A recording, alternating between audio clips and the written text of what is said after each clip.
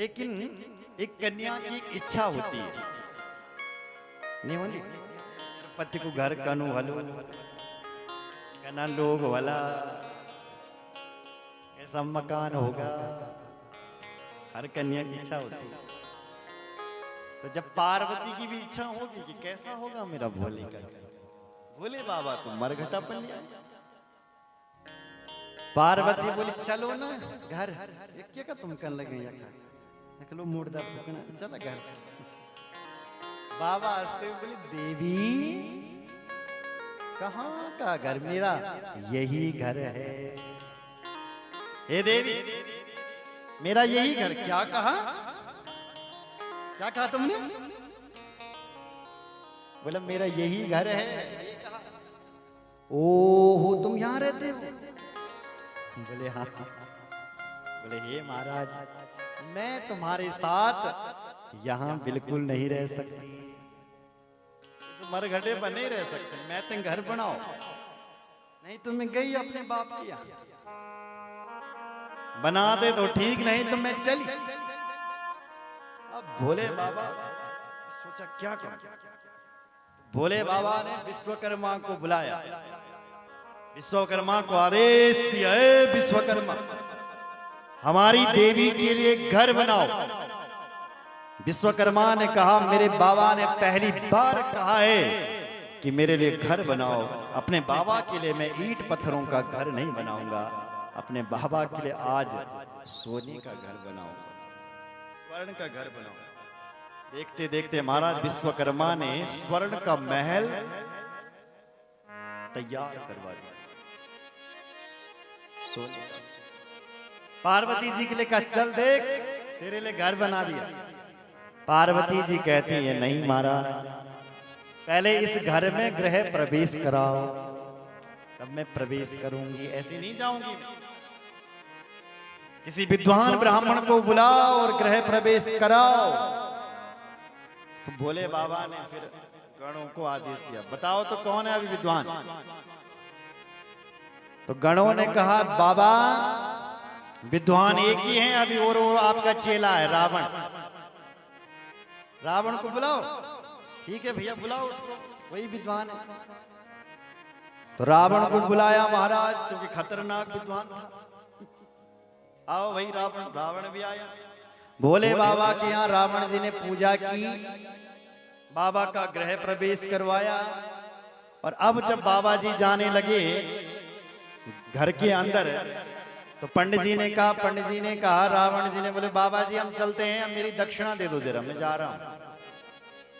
बोले मांगो क्या चाहिए? बोले संकल्प करो। ये बाबा ठहरे, भोला ठहरा। बोले ठीक है करो संकल्प। बोले संकल्प में बोलो। बोले कहो। बोले जिस भवन का मैंने गृह प्रवेश किया है वही भवन तुम मुझे दान दे दो। बोले बाबा जी भी कहते तथास्तु, दे दिया। तो जो भोले बाबा का सोने की लंका थी, सोने का घर था, वो बाबा ने संकल्प में दक्षिणा में उस रावण को दे दिया। बाबा बोला देवी मैं पहले ही कह रहा था। क्या? बोले जो दुनिया के घर हैं वो सब नकली, असली घर तो मेरा ही है, जहां सबको एक दिन आना ही पड़ता है। ये सब ईंट मकान, ईंट पत्थर के जो मकान हैं ये हमारे लिए 100 साल के लिए बने हैं, लेकिन गारंटी नहीं है, एक दिन छोड़ करके जाना है। लेकिन हमें जहाँ जिंदगी भर रहना है वो हमारा मरघटाई असली घर है, जहाँ मरने के बाद जाना पड़ता है। इसलिए मैं पहले ही कह रहा था कि मैं घर नहीं बनाता, तुम नहीं मानी तो दे दिया। चलो मेरा एक और घर भी है। अपनी देवी पार्वती को बाबा शंकर बैल पर बिठा करके अपने कैलाश में चले आए, और कैलाश में बाबा ने लिखा है दिव्य सहस्त्र वर्ष तक मां पार्वती के साथ विहार किया। दुर्गांग स्पर्श मात्रेण लीलया मूर्छिता शिवा, मूर्छिता सा शिव स्पर्शात् विबुधेना दिवानिशम। दिव्य सहस्त्र वर्ष मतलब कई सालों, हजारों वर्ष बाद एक दिन बाबा शंकर ने मां पार्वती का स्पर्श किया। स्पर्श करते ही बाबा शंकर का तेज निकल गया। उस तेज को अग्निदेव ने उठा लिया, लेकिन अग्नि उस तेज को धारण करके नहीं कर सका। इसलिए अग्नि ने वो तेज कैलाश के ऊपर छोड़ दिया। कैलाश पर्वत भी शिव जी का तेज धारण करके नहीं कर सका। उस पर्वत ने बर्फ के साथ बहा दिया शिव जी के उस तेज को। जैसे ही बहाया तो वो गंगा जी में मिल गया। जैसे ही गंगा जी में मिला तो वो बहता बहता परशत वन में जाकर के आ गया। और जैसे ही पर्वत ये परशत वन में जाकर के आया, ऐसी धीरे धीरे उस तेज का ऑटोमेटिक अपने आप ही एक बालक के रूप में परिणत होने लगा। सरे सुपतितम वीर्यम सद्यो बाला बभूवः अतीव सुंदरा शंभो स्वरद नद्या पावने तटे। नदी के तट पर एक सुंदर सा पावन सा एक सुंदर बालक उस तेज से तैयार हो गया। माक्षिसामेतिशे पस्ये तिथो षष्ट्यां मुनीश्वरा प्रादुर्भावो भवतस्य शिवपुत्रस्य भूतले। आज शिव जी का पुत्र मांगसिर मास में, मांगसिर का महीना था, शुक्ल पक्ष था, षष्ठी तिथि थी। और उस दिन उस शिव पुत्र ने, शिव पुत्र का प्रादुर्भाव। 5 कृतिका माताएं स्नान कर रही थी जो बद्रीनाथ की थी। वो गंगा के तट पर स्नान कर रही थी। उन माताओं ने जब देखा स्नान करते हुए, ओहो ये बालक देखो कितना सुंदर है, तो उस बालक को लाए। और एक कहने लगी मेरा बालक है, दूसरी ने कहा मेरा बालक है, तीसरी ने कहा मेरा बालक है। तो ऐसी 5 माताएं कह रही कि मेरा है, मैं इसको दूध पिलाऊंगी, क्योंकि 5 के स्तनों से दूध आ रहा था। तो 5 ने कहा पहले मैं दूध पिलाऊंगी। तो देखते देखते महाराज उस बालक के 5 सिर और प्रकट हो गए अपने आप। एक तो पहले से था, लेकिन 5 और प्रकट हो गए और सड़ानन हो गया, 6 मुखों वाला हो गया। और उन कृतिका माताओं ने फिर उस बालक को दूध पिलाया और उसका नाम रखा कार्तिकेय। बोलो कार्तिकेय भगवान की जय। कृतिका माताओं का दूध पी करके उन्होंने कार्तिकेय नाम उसको दे दिया। अधुना कृतिका नाम चा वने तम पौष्य पुत्रकम तन्नामा चक्रुतुस्प्रणा कार्तिकश्चेति कौतुका। कार्तिक के नाम से विख्यात हुआ। धीरे धीरे उसका पालन करने लगी। भगवान शिव जी ने जब खोज किया कि हमारा पुत्र कहाँ है, तो पता चला कि बद्रीनाथ में है, वो कुछ माताओं के पास। तो नंदीश्वर को भेजा, नहीं दिया उन्होंने, वीरभद्र को भेजा, तब जाकर के उस बालक को दिया। जैसे ही माता पार्वती और शिव जी के सामने वो बालक आया, माँ पार्वती के स्तनों से दूध बहने लगा। ये तो मेरा बालक है। तो तुरंत उस बालक को स्तनपान करवाती है। विश्वामित्र जी आए, उन्होंने उस बालक का संस्कार करवाया। अग्नि देवता ने कहा ये मेरा भी बालक है, तो अग्निदेव ने शक्ति प्रदान की और शिवजी ने उस बालक को ब्रह्मांडपति बना दिया। गरुड़ जी आए, उन्होंने उसको मोर भेंट कर दिया। और फिर समस्त देवताओं ने प्रार्थना की, हे प्रभु आपका जन्म ही हमसे सब देवताओं के उद्धार के लिए हुआ है। क्या उद्धार करूं? बोले एक तारका नाम का असुर है, वो हमें परेशान कर रहा है और उसकी मौत आपके हाथों से लिखी है, इसलिए आप हमारा काम करो। ठीक है, तो समस्त देवताओं ने फिर अपनी शक्ति कार्तिकेय भगवान को दी। फिर भगवान कार्तिक उस तारकासुर के साथ युद्ध करने के लिए गए। महाराज भयंकर युद्ध हुआ, कई दिनों तक युद्ध चला, पर तारकासुर पराजित नहीं होता है। हस्ताभ्याम हस्तयोर्मध्वा पदभ्यामेव च पादयो अरत्नी द्वे मरत्नीभ्याम जानुभ्याम चैव जाननी। मल्ला पंजे से पंजे, एड़ी से एड़ी, भयंकर युद्ध चलने लगे। अस्त्र शस्त्र से भी युद्ध चलने लगे, लेकिन पराजित नहीं होता है। अब क्या करें? तो जब कार्तिकेय बार बार हारने लगे, अब शिवजी बाबा ने देखा बालक हार रहा है, तो बाबा ने अपना त्रिशूल फेंक दिया। जिस वेग से भगवान शिव ने फेंका था, उसी वेग से कार्तिकेय जी महाराज ने भी फेंका, और ऐसे कार्तिका ये तारकासुर गोविंदाय नमो नमः प्रणाम हो गया। बोल भक्त वत्सल भगवान की जय। हर हर महादेव। इस प्रकार से भगवान कार्तिकेय का। अब श्री सूत जी महाराज कहते हैं, ऋषियों अब हम तुम्हें गणेश चरित्र सुनाते हैं, आप ध्यान मग्न होकर के सुनो। अधुना श्रोतमिच्छामि गणेशं व्रतमुत्तमं तज्जन्माचरितं दिव्यं सर्वमंगलमंगलम् तज्जन्मा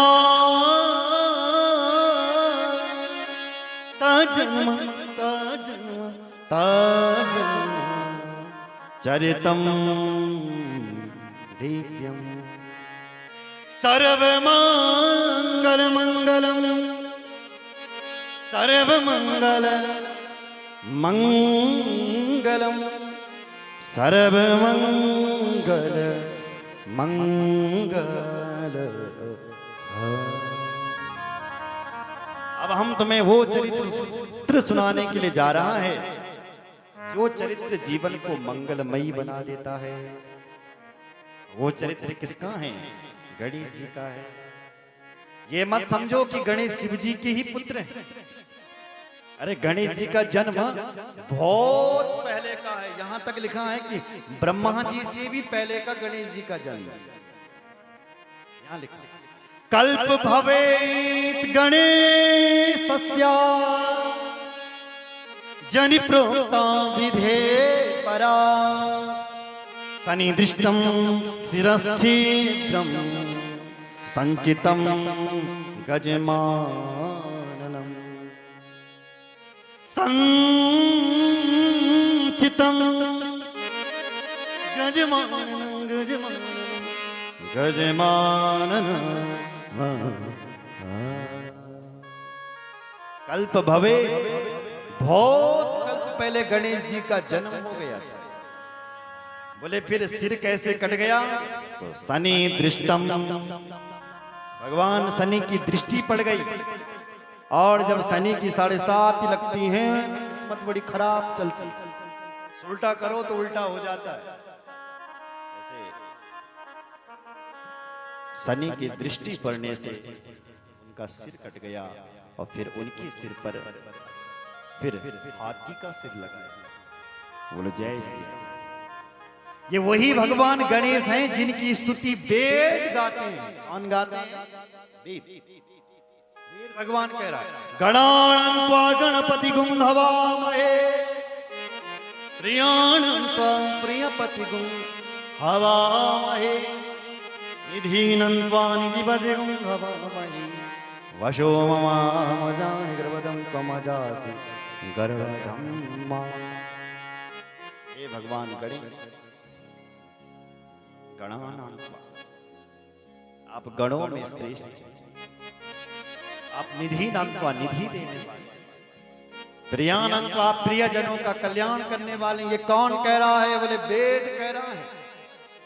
इसका मतलब यहाँ है कि गणेश जी कोई साधारण नहीं है, गणेश जी बहुत पुराने हैं। बोले गणेश भगवान की जय। हर हर महादेव। देखो गणेश जी है तो बहुत बड़ा, लेकिन बैठता किसके ऊपर है? केवल बैठ गणेश मुसामती केमती मुसु मुसु। अब सोचो जरा, इतना बड़ा गणेश इतना सा छोटा चूहा के ऊपर कैसे बैठता होगा? इसका मतलब यह गणेश जी की दुनिया को कहना चाहते हैं कि दुनिया वालों, अगर तुमने बड़ा बनना है ना तो मेरा जैसा बड़ा बन,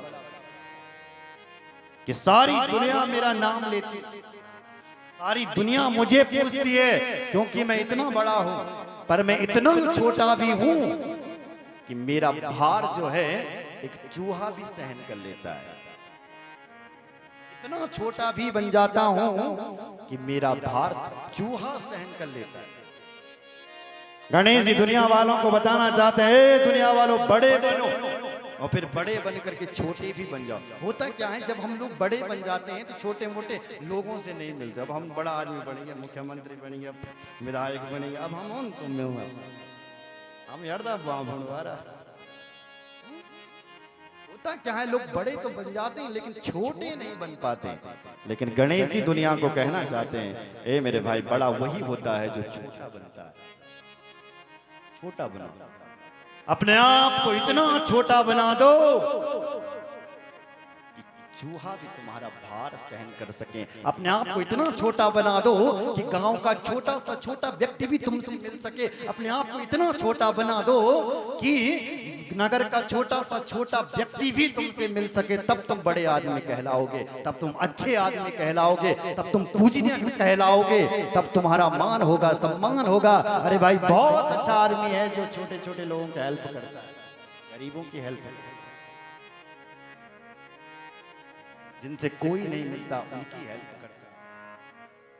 बड़े होते हुए छोटे बन जाओ, यही गणेश की कथा सिखाती। बोलो जय श्री राम, जोर से बोलो। हनुमान जी का नाम सुना आपने? हनुमान मतलब जिसके अंदर मान नहीं होता, अभिमान नहीं होता, उसका नाम क्या है? हनुमान। इसके अंदर मान नहीं, अभिमान। हनुमान जी को देखो आप, हनुमान जी और गणेश जी की कथा हमें बड़ा और छोटा बनाना सिखाती है। हनुमान जी को देखो, जहां हनुमान जी बड़े बनते हैं ना, वहां उनके लिए आकाश भी छोटा पड़ जाता है। कनक भूधरा कार शरीरा, हनुमान जी जब अपना शरीर धारण करते हैं हमारा आकाश भी छोटा पड़ जाता है। और जहां वो हनुमान जी छोटे बनते हैं वहां पर इतने छोटे बन जाते हैं कि मशक समान रूप कपिधरी, मच्छर के समान हो गए, या मशक यानी बिल्ली, बिल्ली के समान हो गए। सोचो जरा थोड़ा, इतने बड़े हनुमान इतने छोटे बन जाते। हनुमान जी कहना चाहते हैं, मेरे भाई, जहां पर छोटा बनना है वहां पर इतना छोटा बन जाओ, और जहां बड़ा बनना इतने बड़े बन जाओ कि लोग तुम्हारा मान करें, सम्मान करें, तुम्हें पूजें, तुम्हारी प्रशंसा करें। इसलिए वहां इतने बड़े बन जाओ। अपने आप को इतने छोटा भी बना, ऐसा नहीं कि अभिमान आ गया, अपने आप को छोटा भी बना करके रखो। बोले जय श्री राम। सीता को खोजने की जब बात आई थी ना, तो सारे बानर चल रहे थे, हम खोजेंगे माता सीता को, हम खोजेंगे, गर्जना करते हुए निकले। लेकिन पाछे चले, हनुमान जी सबसे पीछे चल रहे, सबसे पीछे। जैसा आप यही करेंगे सबको, जो छोटे छोटे बंदर, हनुमान जी पीछे। भगवान राम ने बोला, हनुमान जी जरा सब चले गए, तुम पीछे क्यों? इसका मतलब तुम ही हमारा कार्य करोगे, इसलिए हमारी मुद्रिका लेकर के जाओ, इसकी तुम्हें जरूरत पड़ेगी। हनुमान जी समझ गए कि ये कार्य शायद मुझे ही करना है, मेरे भगवान ने मुझे मुद्रिका दे दी। बोलो जय श्री राम। तो हम वहां तो नहीं जाएंगे राम कथा पर, लेकिन संकेत जरूर है कि बड़ा बनना है तो हनुमान जैसा बनो, छोटा बनना है तो बहुत छोटे बन जाओ। बोलो जय श्री राम। बोलो भक्त वत्सल भगवान की जय। हर हर महादेव। और सुनो, आपने देखा होगा गणेश जी की जो सूंड है ना, सूंड बहुत लंबी है ना। ये हमें क्या संकेत दे रही है? बोले अपनी प्रतिष्ठा की सूंड लंबी कर दो, अच्छे अच्छे काम करो, तब आपके लोग प्रशंसा करेंगे, तब आपकी प्रतिष्ठा हो,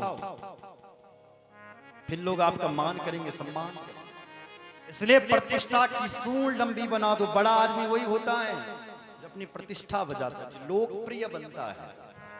बोलो जय श्री राम।